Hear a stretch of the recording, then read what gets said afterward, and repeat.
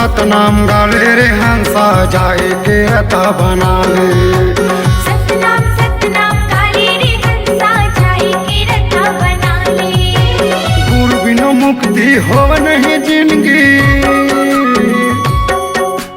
गुरु बिना मुक्ति हो नहीं जिंदगी। सतपुरुष ला ध्यान लगा ले।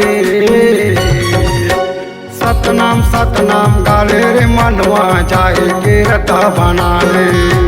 सतनाम सतनाम गाले रे हंसा जाए के रता बना ले।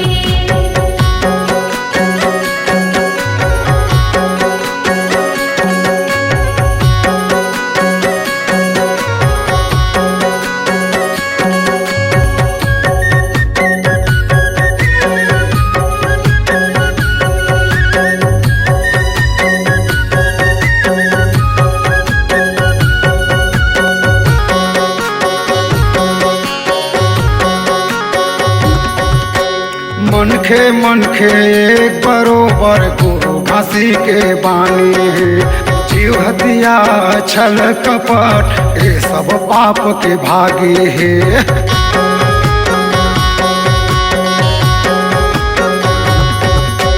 मनखे एक बरोबर गुरु घासी के बानी है। जीव हत्या छल कपट ये सब पाप के भागी है। घासी के बानी ला, गुरु घासी के बानी ला हृदय में उतार ले। सतनाम सतनाम गाले रे मनवा जाए के रता बना ले। सतनाम सतनाम गाले रे हंसा जाए के रता बना ले।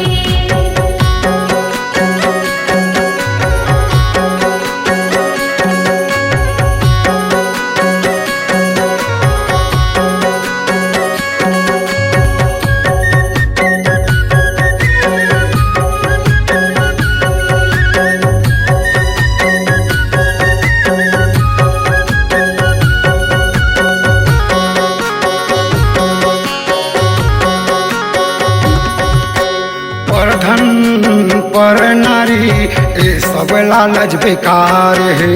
सेवा धर्म ला बड़े कोनो जात पात नहीं है।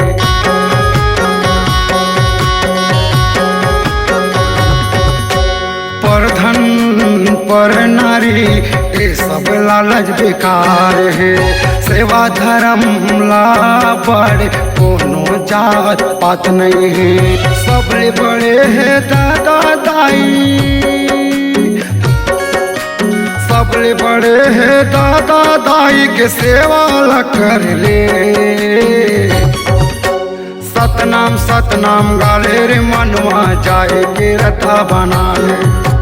सतनाम सतनाम गाले रे हंसा जाए के रता बना ले। गुरु बिना मुक्ति हो नहीं जिंदगी, गुरु बिना मुक्ति हो नहीं जिंदगी।